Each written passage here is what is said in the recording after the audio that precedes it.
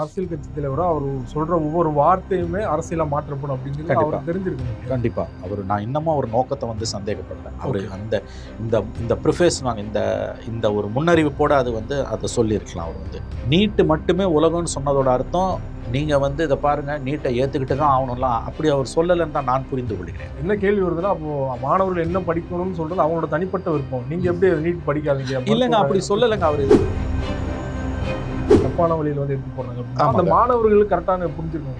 அதுதான் நான் சொல்ல இல்லை அது இது நல்ல பாயிண்ட். அவர் இன்னும் கொஞ்சம் உஷாராக இருந்திருக்கலாம். நான் அதை ஒத்துக்கிறேன். ஒருவேளை அந்த கம்யூனிகேஷன் கேப் இருந்ததுன்னா அது கம்யூனிகேஷன் கேப், அதுக்கு உள்நோக்கம் இல்லை. அவர் உஷாராக பேசியிருக்கலான்றதை நான் ஒத்துக்கிறேன்றாங்க. இன்னும் வார்த்தைகள் சற்று கூடுதலாக கவனமாக இருந்திருக்கலாம். கிரவுண்டில் டிஎம்கே எலெக்ஷனில் ஃபேஸ் பண்ண முடியாது சிவா. அவன் வந்து சுழலுவான் ஒரு திமுககாரன்.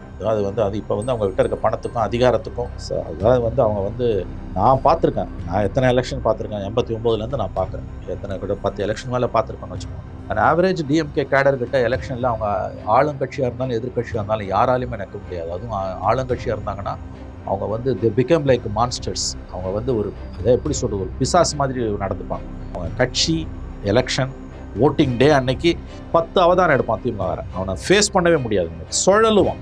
அதில் நீங்கள் 2 பேர் ஓட்டி உடைக்கிறீங்க என்பது 2 பேர் சேர்ந்து அடிப்பாங்க, ஊதி தள்ளுவாங்க.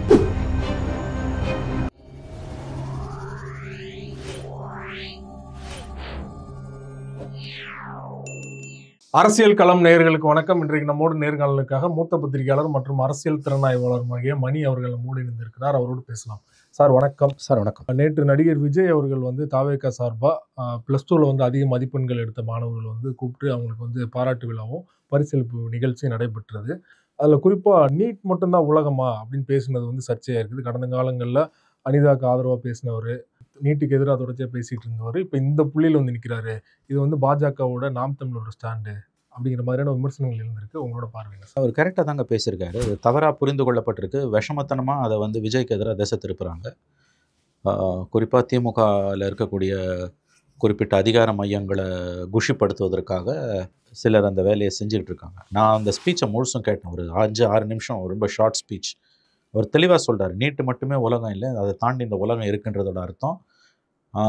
நீட்டை ஆதரித்து பேசுகிறார் என்று புரிந்து கொள்வது ரொம்ப ரொம்ப அறிவு நேர்மை இல்லாத ஒரு செயல். ஒரு விஷயம் நீங்கள் நல்லா புரிஞ்சுக்கணும். நீட் என்பது உங்களுக்கு பிடிக்குதோ பிடிக்கலையோ இன்றைக்கி அதுதான் யதார்த்தம். குறைஞ்சது அடுத்த 5 வருஷத்துக்காவது மினிமம் நீட் இங்கே இருக்க தான் போகுது. ஏன்னா உச்சநீதிமன்றம் இந்த விவகாரத்தில் எடுத்திருக்கக்கூடிய உறுதியான நிலைப்பாடு, மத்திய அரசு மோடி அரசு அதில் எடுத்திருக்கக்கூடிய நிலைப்பாடு, இந்தியாவின் பல மாநிலங்களும் நீட்டை இன்று வரவேற்று கொண்டிருக்கின்றன. அதனால் நீட் என்பதில் தமிழ்நாட்டுக்கு விதிவிலக்கு கிடைப்பது என்பது சாத்தியமற்றதுன்னு நான் சொல்லலை. ஆனால் அதற்கு நாள் ஆகலாம். உதாரணத்துக்கு ஜல்லிக்கட்டு மாதிரி டெல்லியில் ஒரு ஆட்சி மாற்றம் ஏற்பட்டு இங்கே தமிழ்நாட்டில் வந்து கன்சிஸ்டண்ட்டாக மக்கள் போராட்டங்கள் அதற்கு எதிராக இருக்கும்பொழுது 5 ஆண்டுகளிலையோ 10 ஆண்டுகளிலையோ தமிழ்நாட்டுக்கு விதிவிலக்கு கிடைப்பதற்கு வாய்ப்பு இருக்குது என்பதை நான் மனப்பூர்வமாக ஒப்புக்கொள்கிறேன். நான் நீட்டை ஆதரிக்கலாம், நான் நீட்டை எதிர்க்கிறேன், தெளிவாக சொல்கிறேன். விஜய் அவர்களும் நீட்டை எதிர்க்கிறார் என்று தான் நான் இன்னமும் நம்புகிறேன். ஆனால் நீட் இங்கே இருக்கிற வரைக்கும் அதற்கு நம்முடைய மாணவர்களை தயார்படுத்துவது தான் சிவில் சமூகத்தோட, அரசாங்கத்தோட, எதிர்கட்சிகளோட வேலையாக, அரசியல் கட்சிகளுடைய வேலையாக இருக்க முடியும். தொடர்ந்து நீட் எதிர்ப்பை பேசுறது மூலமாக ஏற்கனவே நீட்டுக்கு எதிராக இருக்கக்கூடிய அந்த ஒரு விதமான அச்சத்தையும், நீட்டை பார்த்துருக்கக்கூடிய ஒரு விதமான அச்சத்தையும், அந்த எதிர்ப்பையும் நீங்கள் வந்து மாணவர்கள் மத்தியில் மேலும் மேலும் ஊக்குவிப்பீர்களே ஆனால் அது மாணவர்களுக்கு விரோதமாக அவர்கள் எதிர்காலத்தை பாழடிக்கக்கூடியதாகத்தான் போய் முடியும். நீட்டுக்கு எதிரான போராட்டம் தொடரட்டும், ஆனால் அதே நேரத்தில் நீட்டுக்கு நம்முடைய மாணவ செல்வங்களை நாம் தயார்படுத்தும். இதுதான் திமுக அரசாங்கத்தோட கொள்கையே. அதிகாரத்துக்கு வந்த பிறகு மா சுப்பிரமணியம் அவர்கள் வந்து பவருக்கு வந்த பிறகு 21ல் ஸ்டாலின் கவர்மெண்ட் வந்த பிறகு சொன்ன முக்கியமான வார்த்தை அதுதான். அதை நான் மனப்பூர்வமாக ஏற்றுக்கிறேன். அதுதான் ஆக்சுவலாக ஒரு கவர்மெண்ட்டோட ஸ்டாண்டாக இருக்க முடியும். அதனால் நீட்டுன்ற ஒன்று இன்று நடைமுறையில் இருக்கும் வரையில் அதற்கு மாணவர்களை தயார்படுத்துவது அரசாங்கத்தோட, அரசியல் கட்சிகளுடைய, சிவில் சமூகத்தோட கடமையாக தான் இருக்க முடியும். அதை மீறி யாராவது செயல்படுறாங்கன்னா அது அவர்களுக்கு மாணவர்கள் மீது அக்கறை இல்லை என்ற அர்த்தம் ஒன்று. 2வது, விஜய் அவர்களுடைய பேச்சை நான் வந்து புரிந்து கொள்வது, ஒருவேளை நீ நீட்டில் தோத்துட்டினா, அவர் தன்னுடைய வார்த்தைகளை வந்து இப்படி ஃப்ரேம் பண்ணியிருந்தானா நல்லா இருந்திருக்கும் நான் நினைக்கிறேன். நீட் தமிழ்நாட்டுக்கு எதிரானது, நீட்டுக்கு எதிரான நம்முடைய போராட்டம் தொடரும். நாங்கள் ஆட்சிக்கு வந்தால் நீட்டை நீக்குவதற்கான எல்லா நடவடிக்கைகளையும் எடுப்போம். ஆனால் அதே நேரத்தில் நீட் என்ற ஒன்று இருக்கும் வரையில் மாணவர்கள் தங்களை தயார்படுத்திக் கொள்ள வேண்டும். ஒருவேளை நீங்கள் அதில் தோற்றுப்போனால் கவலை வேண்டாம், நீட்டு மட்டுமே உலகம் அல்ல, இந்த உலகத்தில் வாய்ப்புகள் கொட்டி கிடக்கின்றன.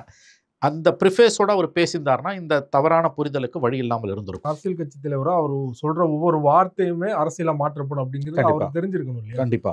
நான் இன்னமும் அவர் நோக்கத்தை வந்து சந்தேகப்படலை. அவர் Okay. அந்த இந்த இந்த ப்ரிஃபேஸ் இந்த ஒரு முன்னறிவிப்போட அதை சொல்லியிருக்கலாம். அவர் நீட்டு மட்டுமே உலகம்னு சொன்னதோட அர்த்தம் நீங்க இதை பாருங்க நீட்டை ஏத்துக்கிட்டு தான் ஆகணும்லாம் அப்படி அவர் சொல்லலைன்னு தான் நான் புரிந்து கொள்கிறேன். என்ன கேள்வி வருதுன்னா, அப்போ மாணவர்கள் என்ன படிக்கணும்னு சொல்றது அவங்களோட தனிப்பட்ட விருப்பம். நீங்க எப்படி அதை நீட் படிக்காதீங்க? இல்லைங்க, அப்படி சொல்லலைங்க. அவர் இது ரொம்ப குயுக்தியா அதாவது வக்ரம் பிடிச்ச புத்தி உங்களை சொல்லலை, வக்ரம் பிடிச்ச புத்தி தான் இப்படிலாம் பேசும்.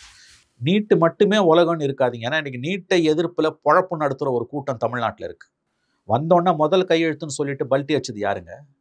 அவங்களுக்கு விஜயை பத்தி பேசுறதுக்கு என்ன தார்மீக உரிமையோ தகுதியோ இருக்கு? இன்னைக்கு நான் கேட்குறேன். வந்தோன்னா முதல் கையெழுத்துன்னு சொல்லிட்டு மக்களை ஏமாற்றி இன்றைக்கி வந்தோன்னா அதுக்கு 1000 விளக்கம் நீங்கள் கொடுக்குறீங்க. எப்படி அந்த வாக்குறுதி நீங்கள் கொடுத்தீங்க? உங்களுக்கு நல்லா தெரியும். 75 வருஷ கட்சி, 22 வருஷம் அதிகாரத்தில் இருந்திருக்கீங்க. இந்த தடவை வரத்துக்கு முன்னால் சுப்ரீம் கோர்ட் இந்த விஷயத்தை எவ்வளோ சீரியஸாக வியூ பண்ணுதுன்றது உங்களுக்கு தெரியும். 22 எம்பிஸை வச்சுருக்கீங்க. மோடி கவர்மெண்ட் இந்த விஷயத்தில் எடுத்துக்கக்கூடிய உறுதியான நிலைப்பாடு உங்களுக்கு தெரியும். இது ரொம்ப கடினமான ஒரு விஷயம். நீண்டகால போராட்டங்களுக்கு பிறகு வேண்டுமானால் நாம் நீட்டிலிருந்து விலக்கு பெறலாமே ஒழி இமீடியட்டாக அது ஒன்றுமே செய்ய முடியாது. இது எல்லாத்தை விட முக்கியம், உங்கள் கையெழுத்தால் நீட்டை விளக்க முடியாதுன்ற குறைஞ்சபட்ச புரிதல் உங்களுக்கு கண்டிப்பாக இருக்கும். அப்படி இருக்கும்போது திட்டமிட்டு பொய் சொல்லி ஏமாற்றி ஆட்சிக்கு வந்த நீங்கள் வந்தோடனே முதல் கையெழுத்து நீட்டு விளக்குன்னு சொல்லிட்டு இன்னைக்கு ஊரை ஏமாத்திட்டு இன்னைக்கு அங்கே நாங்கள் 1000 பெட்டிஷன் 1,00,000 பெட்டிஷன் கொண்டு போய் கொடுத்தீங்க, அது குப்பையில் கிடந்துன்னு சேலம் மாநாட்டில் வீடியோவோட எடுத்து போட்டானுங்க. நான் என்ன சொல்றேன்னா, விஜய் சொல்லாத ஒரு விஷயத்த சொன்னாருன்ற பொய் ஏன் பேசுறேன்ற, ஏன் அந்த அறிவு நேர்மை உங்ககிட்ட இல்லைன்றான்.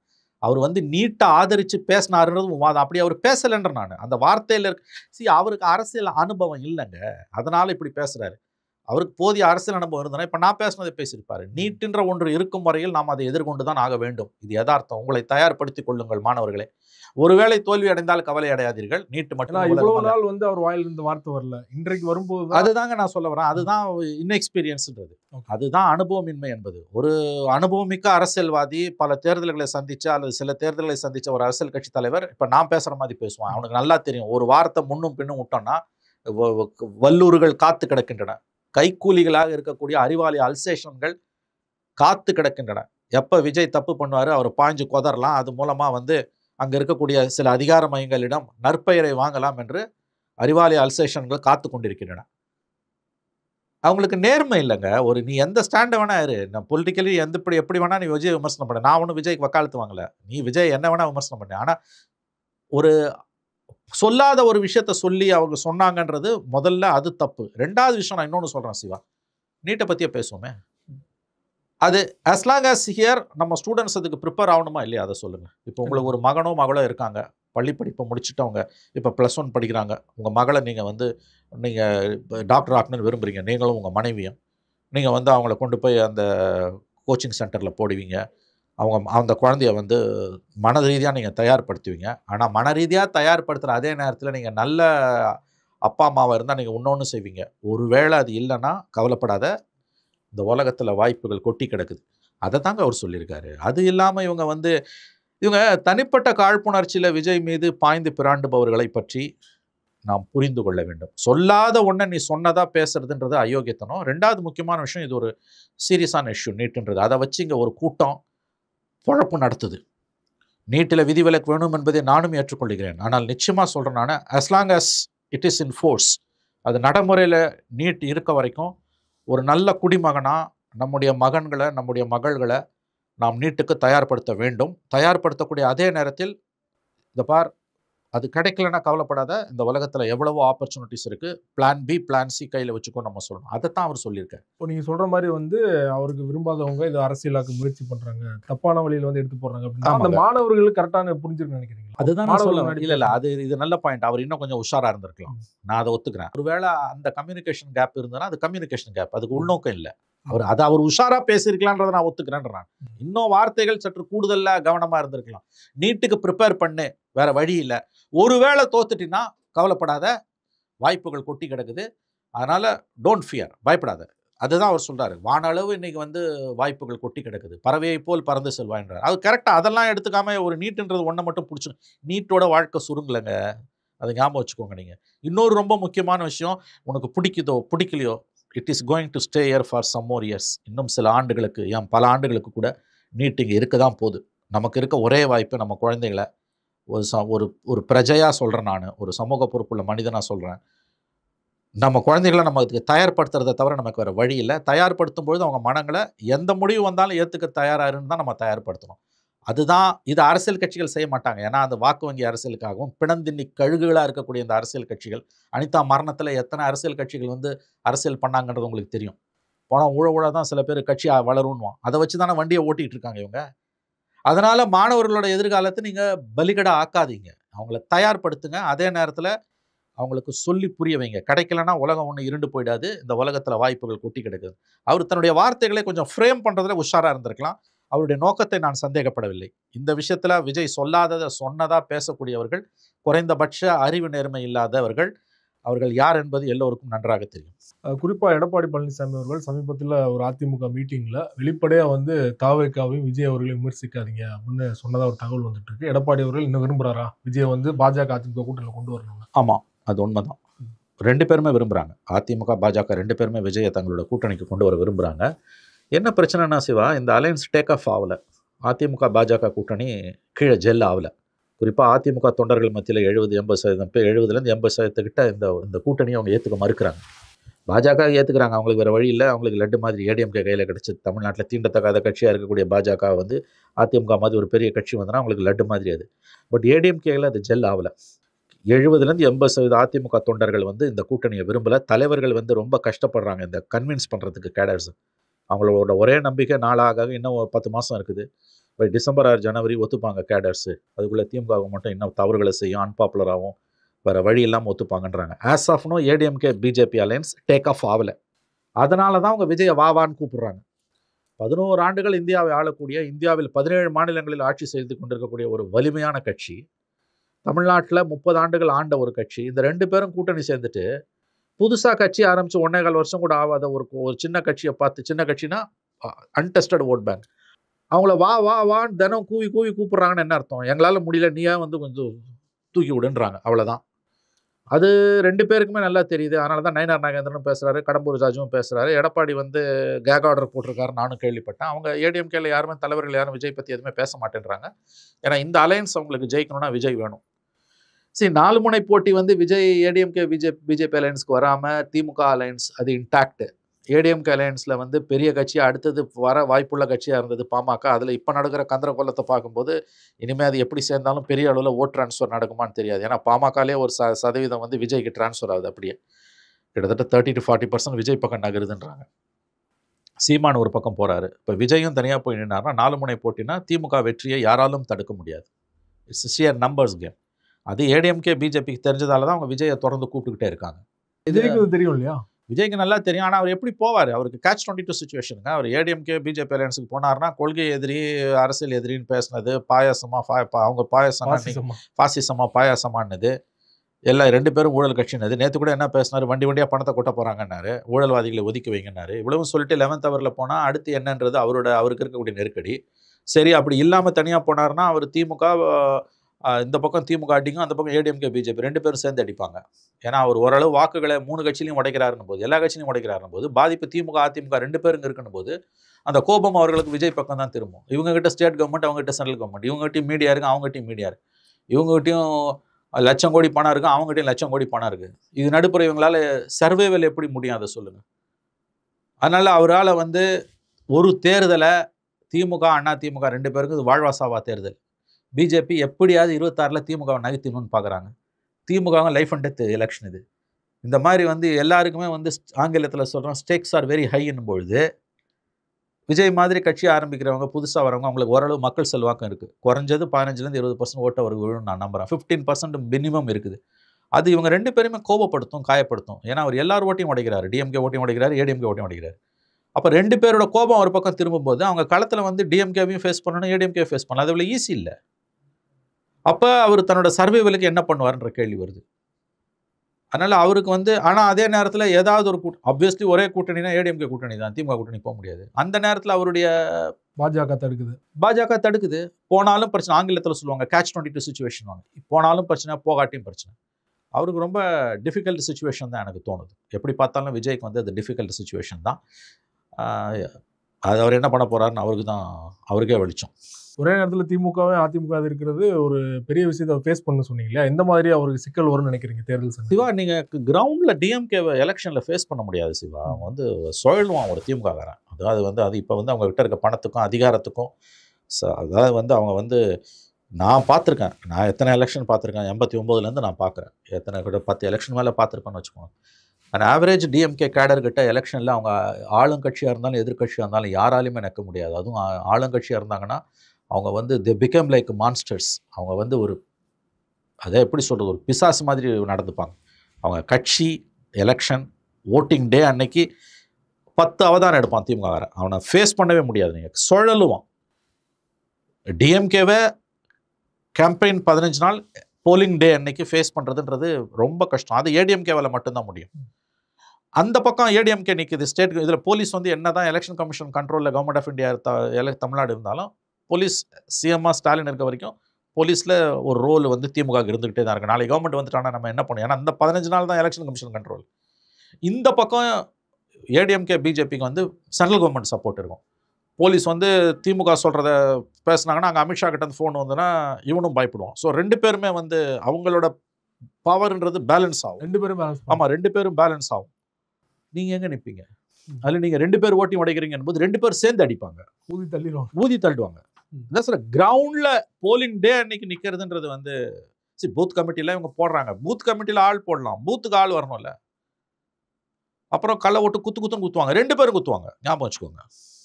அது தேர் எக்ஸ்பர்ட்ஸ், போத் ஆர் எக்ஸ்பர்ட்ஸ். அது டிஎம்கே பிஹெச்டி வாங்கினவங்க, ஏடிஎம்கே எம்ஃபில் பட்டம் வாங்கினவங்க. அதனால் 2 பேரும் மாற்றி குத்துவாங்க. இது சகஜம். வட இந்தியாவில் பிஜேபியும் காங்கிரஸும் பண்ணுறது தான் இது. போலிங் டே அன்னைக்கு டிஎம்கேவை ஃபேஸ் பண்ணுறதுன்றது ரொம்ப கஷ்டங்க. அவங்க மெஷினரி வந்து ரொம்ப ஸ்ட்ராங் மெஷினரி. பணம் வேறு இதில் பணம். அடுத்து நம்ம பேசின மாதிரி அடுத்த எலெக்ஷன் நம்ம தமிழ்நாடு பார்க்காத படுகேவலமான தேர்தலாக இருக்க போகிறது. பணத்தால் இறங்கி அடின்னு அடிப்பாங்க. நீங்கள் எங்கே இது காமன் மேனுக்கான எலெக்ஷனா சிவா? இது சாமானிய மனிதனுக்கு இந்த தேர்தலுக்கு எந்த சம்மந்தமும் கிடையாது. ஒரு தொகுதிக்கு 50 கோடி 100 கோடின்னு செலவு பண்ண போகிறோம். சாதாரணமாக 50 கோடி செலவு பண்ணுவோம். இவங்க இருந்தாலும் பணத்தை எடுக்க முடியாது. அப்போ இந்த ஜனநாயகத்துக்கு என்ன அர்த்தம் நீங்கள் சொல்லுங்களேன்? சீமான் சொல்கிறது கரெக்டு தானே? After all what Seeman says is correct. Yes. என்ன வழி சொல்லுங்களேன்? அதனால் அவர் தன்னை காப்பாற்றிக்கணும்னா அவர் ஏடிஎம்கே பிஜேபி அலையன்ஸுக்கு போகணும். ஆனால் போனார்னா வரக்கூடிய சிக்கல் வேறு மாதிரியான சிக்கல்கள். அதனால தான் சொன்னேன், இட்ஸ் கேட்ச் 22 சிச்சுவேஷன். நீங்கள் சொல்கிற மாதிரி 4 முனை போட்டி வந்தால் திமுக வந்து வெற்றி பெறும். 4 முனை போட்டி வந்ததுனால் எழுதி வைத்துக் கொள்ளுங்கள், திமுகவின் வெற்றி உறுதிப்படுத்தப்படுகிறது. திமுக வெற்றி பெற்றா அடுத்த 5 வருடங்கள் வந்து விஜயால சமாளிக்க முடியும். அதுதான் அவருக்கு இருக்கக்கூடிய பெரிய சவால்கள். அது ஒரு சவால். அடுத்த 5 வருஷம் ஒரு திமுகவை ஃபேஸ் பண்ணணும். எப்படி ஃபேஸ் பண்ணுவார்? அந்த பொலிட்டிக்கல் மைண்ட் அவருக்கு இருக்கா? ஏன்னா இன்றைக்கி அவர் கூட இருக்கிறது எல்லாமே வந்து ஓட் பேங்க் இருக்குன்னு நான் நம்புகிறேன். ஒரு 5% ஓட்டு வேணும். கேடர்ஸோ லீடர்ஸோ யாருங்க இருக்கா? லீடர்ஸை சொல்லுங்கள், யார் இருக்கா? முகமறிஞ்ச பேர்களை ஒன்று சொல்லுங்கள். ஈவன் நம்முடைய 20 வருஷத்துக்கு முன்னால் தேமுதிக விஜயகாந்த் ஆரம்பிக்கும் கூட பண்டூர் ராமச்சந்திரன் இருந்தார். கொஞ்சம் நேம்ஸில் இருந்து இப்போ யாருமே இல்லையே. அது ஈஸி இல்லைங்க. நீங்கள் பாலிடிக்ஸ்ன்றது வந்து நீங்கள் வந்து கிரவுண்டில் வந்து எவ்வளோ பிரச்சனைகள் வருமோ அந்த எக்ஸ்பீரியன்ஸ் பேசும் உங்களுக்கு வந்து ஃபேஸ் பண்ணுறது. திமுக ஃபேஸ் பண்ணுறது 75 வருஷமாக இருக்க கட்சி. இந்த 75 வருஷத்தில் 50 வருஷம் எதிர்கட்சியாகவே இருந்திருக்காங்க. எலெக்ஷன்ஸில் வந்து அவங்க டிஎம்கேவோட ஃபங்க்ஷனிங்கிறது வந்து நீங்கள் நினச்சி கூட பார்க்க முடியாது. They will behave like monsters. பிசாசு மாதிரி வேலை செய்வாங்க. அவங்களுக்கு வெற்றி தான் முக்கியம். இந்த ஒவ்வொரு நூக் அண்ட் கார்னரும் அவங்களுக்கு தெரியும். ஒவ்வொரு தொகுதியிலையும் ஒவ்வொரு வட்டத்துலையும் எத்தனை ஓட்டு முதல்ல வந்து நமக்கு எதிரான ஓட்டுன்றது தெரியும். எவன் செத்துட்டான்னு தெரியும், எவன் பூத்துக்கு வரமாட்டான்னு தெரியும். பூத் கமிட்டி மேனேஜ்மெண்ட்டுன்றது நீங்கள் என்னமோ ஆளை போடுறதுன்னு நினச்சிட்டு இருக்கீங்க. அது முக்கியம். பூத்துக்கு ஆள் வரணும்ல. என்ன தான் நீங்கள் வந்து இன்றைக்கி இவிஎம்ஸ் எல்லாம் வந்ததுனாலும் கள்ள ஓட்டு போடுறதெல்லாம் நீங்கள் எப்படி ஃபேஸ் பண்ணுவீங்க? கேம்பெயினுக்குள்ளே போகும்போது அடிதடி நடக்கும், மேசிவ் வைலன்ஸ் வரும், உங்களுக்கு எலெக்ஷன் வைலன்ஸ் வரும். இது எல்லாத்துக்கும் ஈக்குவலாக இன்னொன்று என்னென்னு கேட்டிங்கன்னா, கடந்த காலங்களை விட இப்போ இருக்கக்கூடிய மிக முக்கியமான விஷயம் பணம் தாங்க எல்லாமே. உங்கள் பூத் ஏஜென்ட்டே அவங்களுக்கு ஒர்க் பண்ணிட்டு இருப்போம், அவங்களுக்கு தெரியாது. கேண்டிடேட்டே காசு கொடுத்தா மாறினா என்ன பண்ணுவீங்க? கேண்டிடேட்டே மாறி கூத்திட்டு போடுவான். கேண்டிடேட்டே ஒர்க் பண்ணலன்னு என்ன பண்ணுவீங்க? ரெண்டாவது ஜனங்களே காசு கேட்குறாங்க. எனக்கு கொடுக்க வேண்டியதை கொடுன்றாங்க. காலனிஸ்லாம் இருக்குல்ல, ஹவுசிங் காலனிஸு, ரெசிடென்ஷியல் காலனிஸு, ஃப்ளாட்ஸ் எல்லாம் இருக்கு இல்லையா, அது எல்லாத்தையும் இப்போ அக்கௌண்ட் எடுத்துட்டானுங்க. அந்த இருக்கக்கூடிய அந்த அசோசியேஷன் லீடர்ஸ் எல்லாம் இந்த அசோசியேஷனில் வந்து ஒரு 3000 ஓட்டு இருக்குன்னு வச்சுக்கோங்களேன்.